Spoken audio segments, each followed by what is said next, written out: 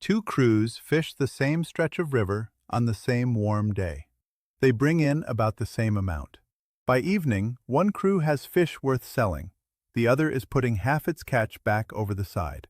That was an ordinary problem on American rivers and lakes in the 1800s. Fish spoiled. Camps expected it. What they could not always explain was the difference. Same weather, same water, same fish. Different outcome. When we tell this story now, almost all of us reach for the same explanation. No ice, hot summer, spoiled fish. Temperature mattered. Nobody who ever worked a summer river would tell you otherwise. But temperature does not explain the difference. Because the clock that decides how long a fish will hold starts long before the sun gets high. It starts while the fish is still in the water. Here is the belief at the center of this story, and it is still with us today. Keep the fish in the water, and the fish is safe. Put them on a stringer. Drop them in a live basket. Sink a wire cage off the bank. The fish are wet, they are out of the sun, and they are still moving. Everything about that looks like preservation. In cool water, early in the season, it holds up reasonably well. That is exactly why the habit survived. It works often enough to feel like a rule. The trouble is the water most camps actually had. Shallow edge water in midsummer is not cool. A slow backwater at the end of a hot afternoon can sit warmer than the air in the shade.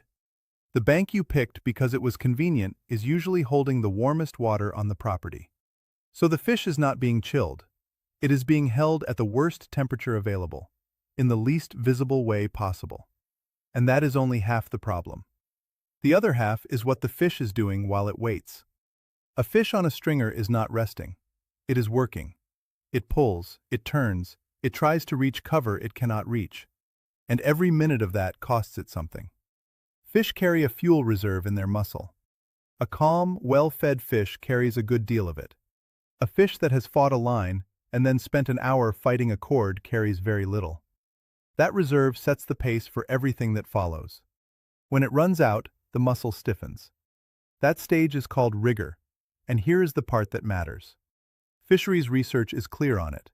In an exhausted or stressed fish, rigor begins almost immediately after death, and it passes through faster. That is not a small technical footnote. Bacterial spoilage really gets moving after rigor is over. So a fish that struggled for an hour has already spent part of its keeping time. It spent it in the water, in the shade, looking perfectly fine. Nobody in that camp did anything wrong that they could see.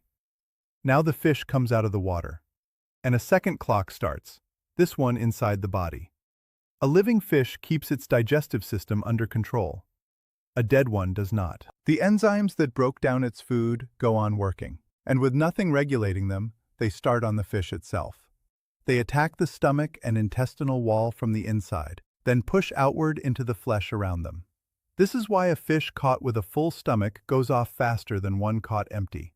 In bad cases, the belly wall fails altogether, and the damage is obvious to anyone, whether they know fish or not. Which changes what gutting actually was in a working camp. It was not tidying up. It was not making the load easier to carry. It was pulling the fastest source of decay out of the animal before it could reach the part anybody wanted to eat. Every hour that job waited, it worked against you. If this is the kind of thing you like thinking about, a like helps the channel more than you would guess. Before we go further, a correction is worth making, because most retellings skip it. There was no single American fishing camp. There were several very different operations, with very different problems. On the Great Lakes, commercial fishing grew into an export business built on salt and barrels. Whitefish and lake trout went east packed in brine, and the trade took off once the Erie Canal opened in 1825 and the Ohio Canal in 1832. How central was salt to all this?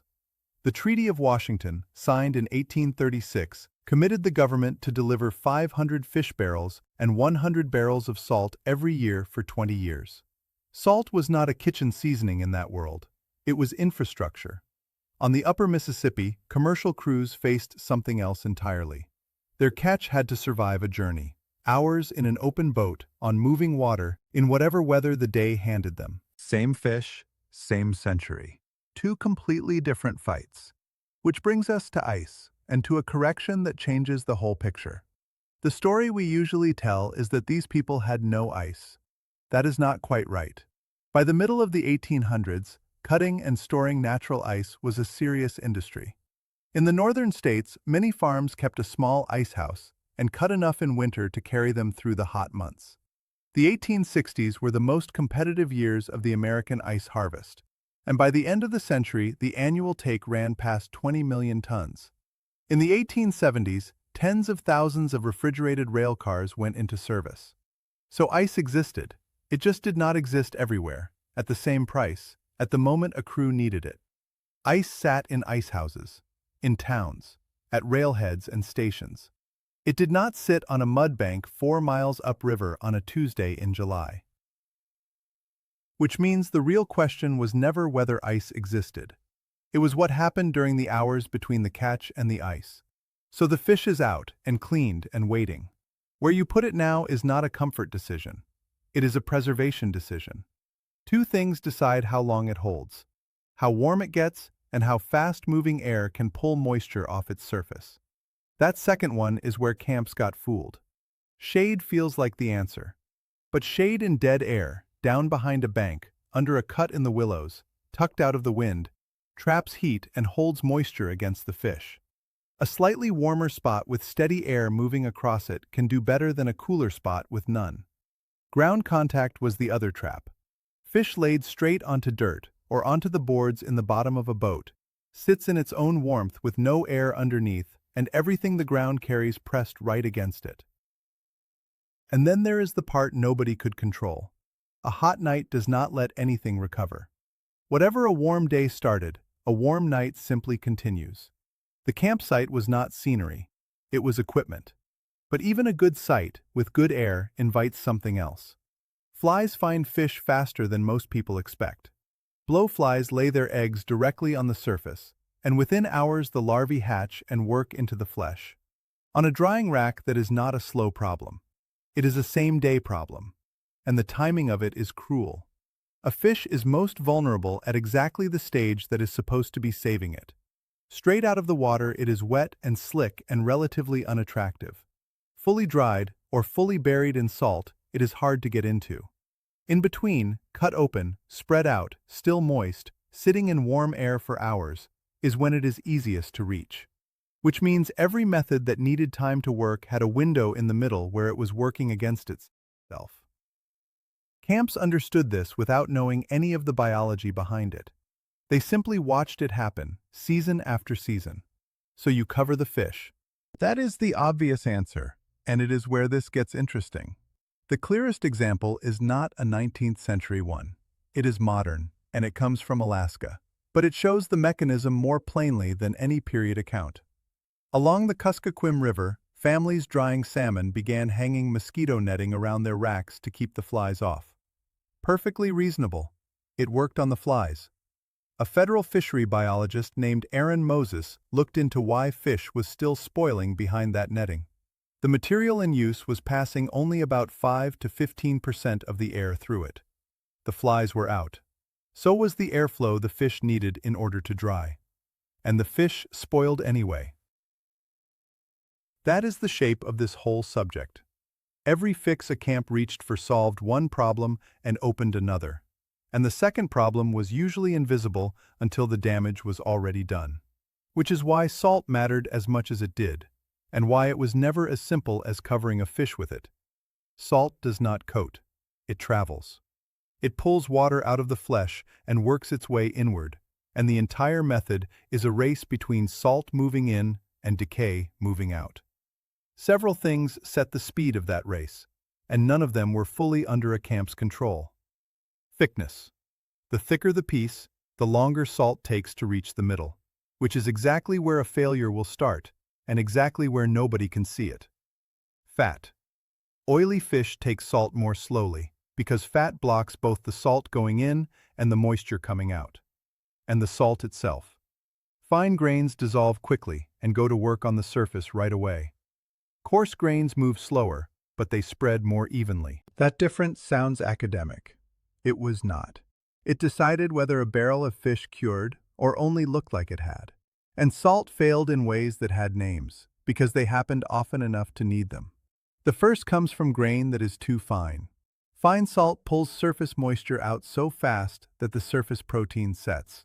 And once it sets, the salt behind it cannot get through. The fish looks heavily salted. The middle is untouched.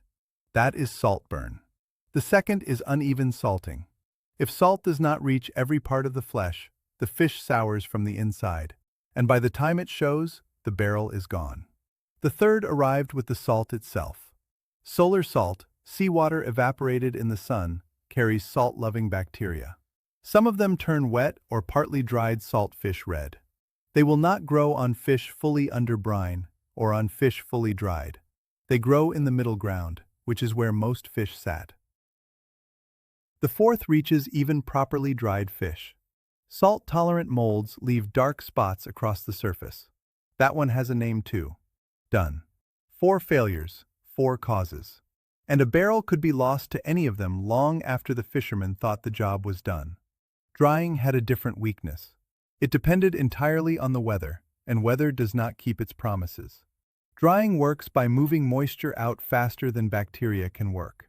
That needs dry air, and it needs steady movement. Take away either one and the process does not slow down. It stops, with the fish sitting in exactly the half-cured state that spoils fastest. Several humid days, or a run of rain, and a whole rack could be lost without anyone making a single mistake.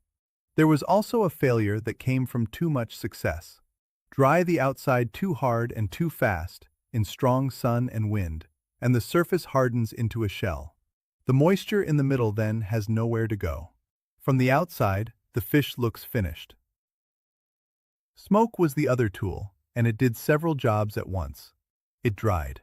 It laid down compounds that slow spoilage, and it discouraged flies. What it did not do was stop them. Camps that smoked fish still went along the racks picking larvae off by hand. Which brings us to the day when all of it had to be settled at once. Here is the clearest historical illustration of everything so far. On the upper Mississippi, in the middle and later part of the 1800s, commercial crews netted and processed large quantities of river fish right in their boats, then traveled many miles to reach a market. This account reaches us through Kenneth Carlander's History of Fishing on the Upper Mississippi. In hot summer weather, a slow, heavily loaded boat sometimes had to be lightened, and lightened quickly, or the whole load would be worthless before it reached the landing. So the crews made a choice. They kept the fish that had already been processed, because that was what would still be worth something at the end of the trip. The rest went over the side. Sit with that, because it is the entire argument in one decision. On the hottest days, facing the worst conditions, what those crews threw away was not the least valuable species in the boat. It was the fish they had not gotten to yet. The heat set the deadline. The work done in the first hours decided who met it. Which is also why none of this reduces to a single national practice. The same method did not mean the same thing in different places. In the north, in cold, dry air, drying and light salting were reasonably dependable. Cold slows every part of the process at once. A crew had margin. In the humid heat of a southern river in August, the same approach was a gamble. Drying stalls. Salt has to fight a much shorter clock, and the night gives nothing back. Season mattered as much as latitude.